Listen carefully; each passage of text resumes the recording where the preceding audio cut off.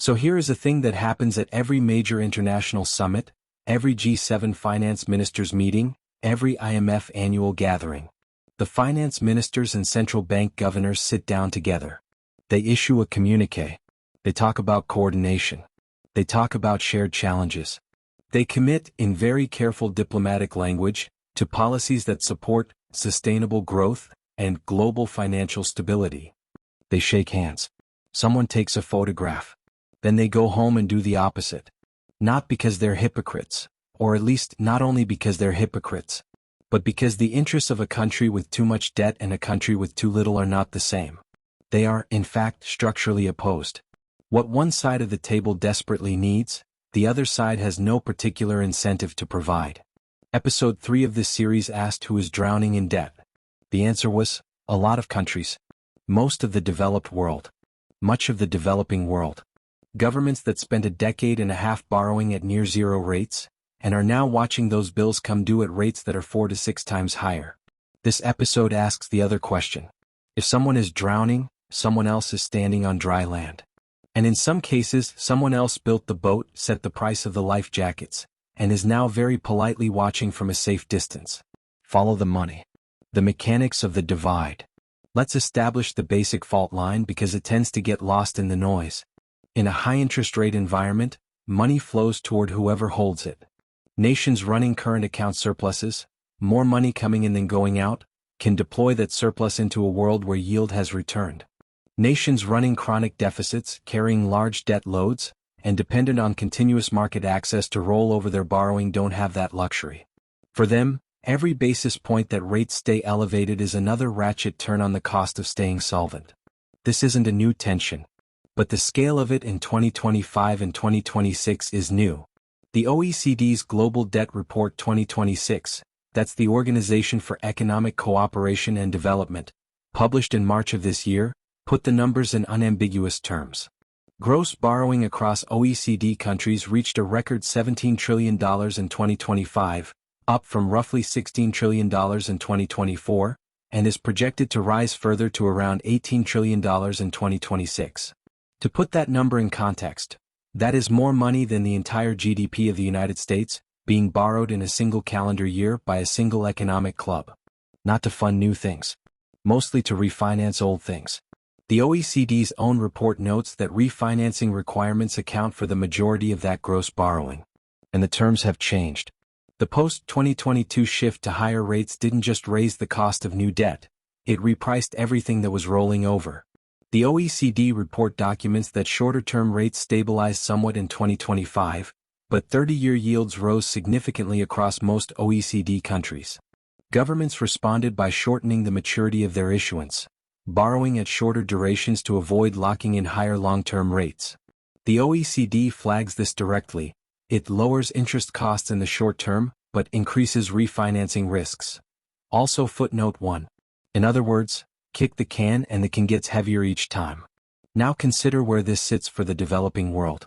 UNCTAD's World of Debt Report, UN Trade and Development, officially known as the United Nations Conference on Trade and Development or UNCTAD, is the UN's leading institution addressing trade, investment, and development issues.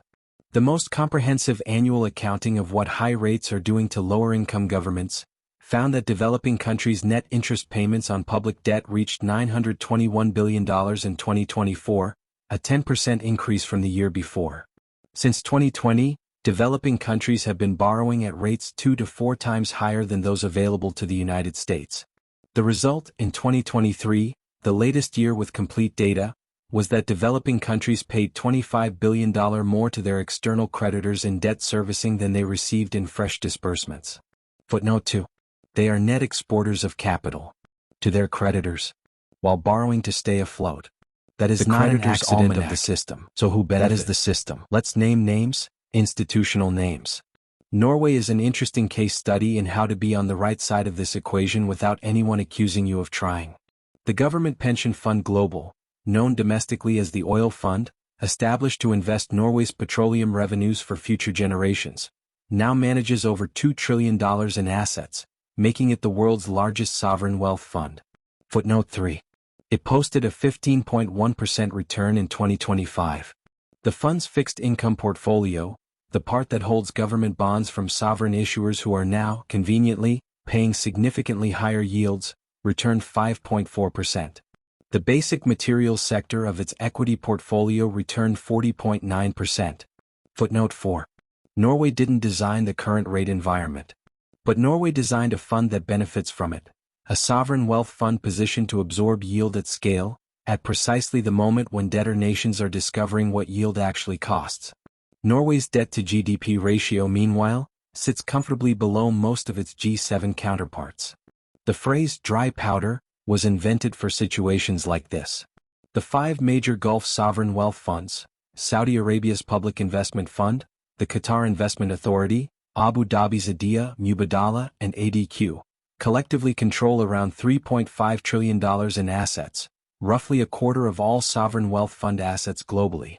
Their combined investment volume in 2025 exceeded $110 billion, more than the entire public investment budget of the German government that same year. Footnote 5. These funds were built on oil revenues, and they operate with a structural advantage that is sometimes overlooked.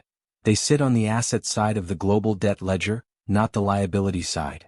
In the language of a research paper published this year by the German Institute for International and Security Affairs, Gulf sovereign wealth funds enable their governments to expand hard, soft, and sharp power through strategic deployment of capital. ADQ's $35 billion land deal with Egypt's government in 2024, executed at precisely the moment Cairo was facing insolvency, is a working example of what that looks like in practice. Footnote 5. The current environment has created something valuable for Gulf creditor institutions: distress at scale, among counterparties who need capital and have limited other options. That is not the same as predatory lending. But it is not philanthropy either.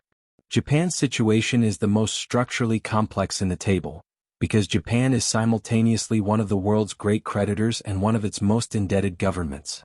But the directional shift underway right now is significant. For decades, Japanese institutional investors, life insurers, pension funds, the Bank of Japan itself, had no reason to stay home. Domestic yields were near zero or negative. The only place to earn a return was offshore.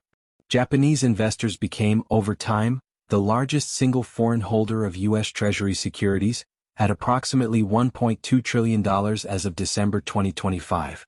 Footnote 6. They became significant buyers of European sovereign debt. They became, in effect, the buyer of last resort for a substantial portion of the developed world's borrowing. That calculus is shifting. The Bank of Japan has been raising rates, gradually, carefully, with the deliberate caution of an institution that once watched a decade of policy mistakes unfold in slow motion.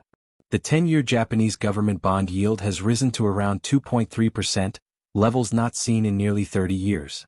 Footnote 7. And here is the important part. For the first time in decades, Japanese investors can earn a competitive return at home. Footnote 6. TD Economics, in a March 2026 analysis, quantified the shift. Outward investment has slowed materially, with net sales of foreign securities totaling approximately $25 billion since the start of 2026. Footnote 6. What does this mean for the countries that depended on Japanese capital flows? Higher yields required to attract price-sensitive investors who ask harder questions and demand better terms. The AEI framed it plainly: as Japanese institutions repatriate capital or simply stop buying, global yields face upward drift. Footnote 7.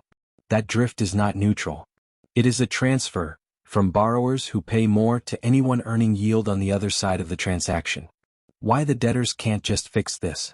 The obvious question at this point is, why don't the high-debt countries simply get their houses in order? Reduce deficits, rebuild credibility, take rates out of the equation? Every door has a locked room behind it. So, what is the magic beans that can cure the crisis? Cut spending. The first instinct of every government facing a debt crisis, and the first recommendation of every creditor institution. The problem, documented in episode after episode of post-2008 experience, is that cutting spending during a period of weak growth tends to reduce the denominator, GDP, faster than it reduces the numerator. France's deficit reached 5.1% of GDP in 2025, despite years of institutional pressure to tighten. Romania managed a 7.9% deficit in the same year. Footnote 8. These are not countries that haven't tried. They're countries where the political and structural math doesn't resolve cleanly. Grow your way out. The other half of the debt to GDP equation is growth. If your economy expands faster than your debt, the ratio improves without austerity. This works when growth is available. It is not particularly available right now. The IMF's April 2026 World Economic Outlook, titled, Not Subtly, Global Economy in the Shadow of War, projected slower growth across most major economies as energy prices and financing costs bite simultaneously. Coordinate globally to bring rates down. This is where the structural conflict becomes explicit.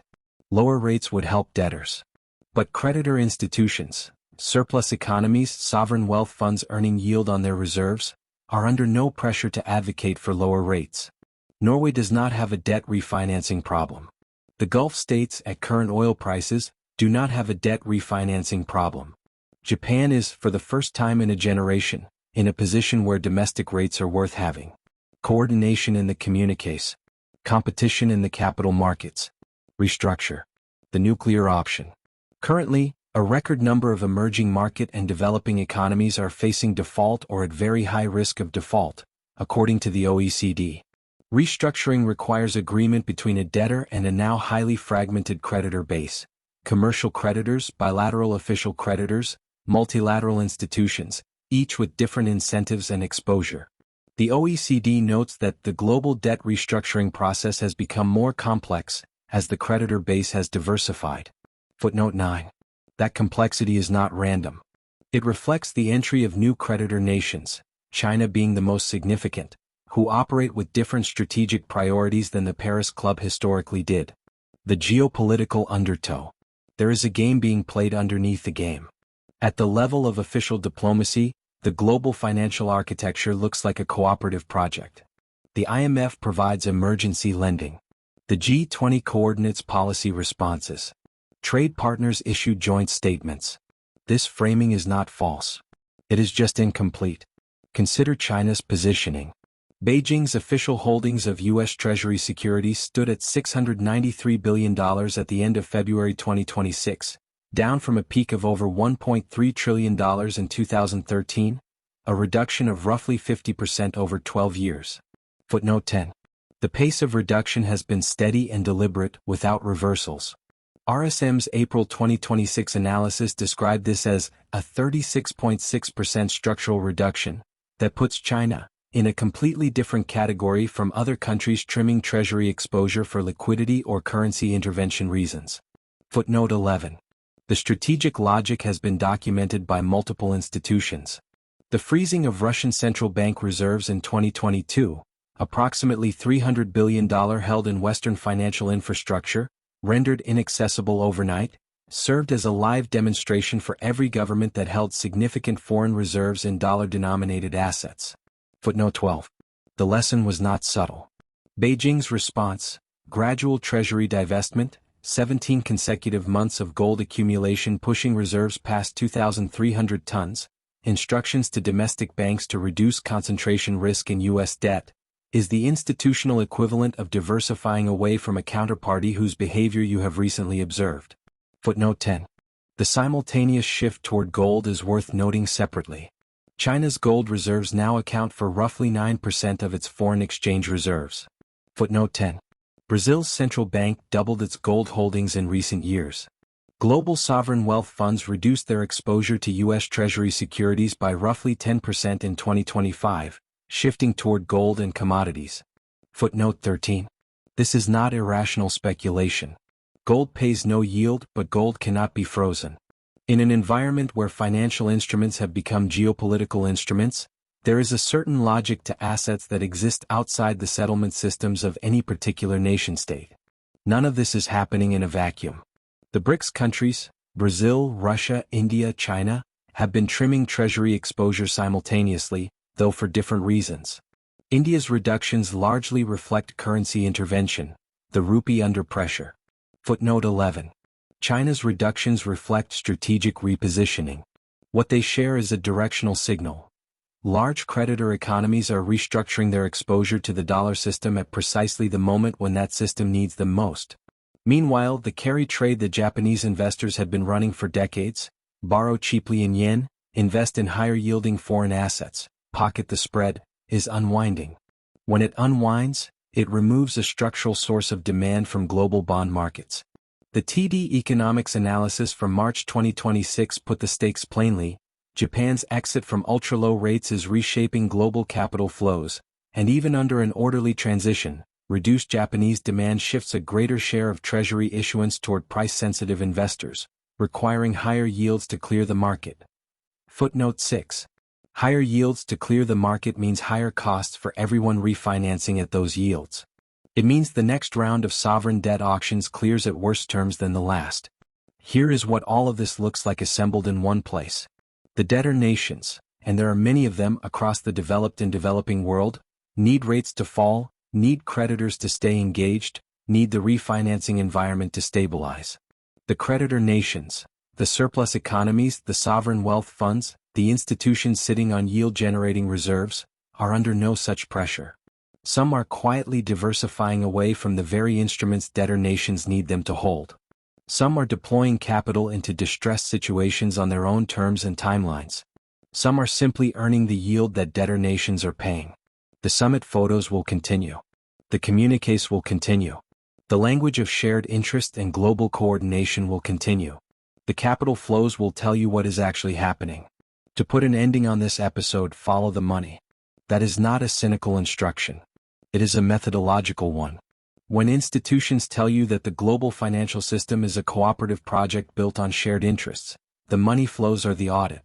They show you where the interests actually align and where they quietly diverge.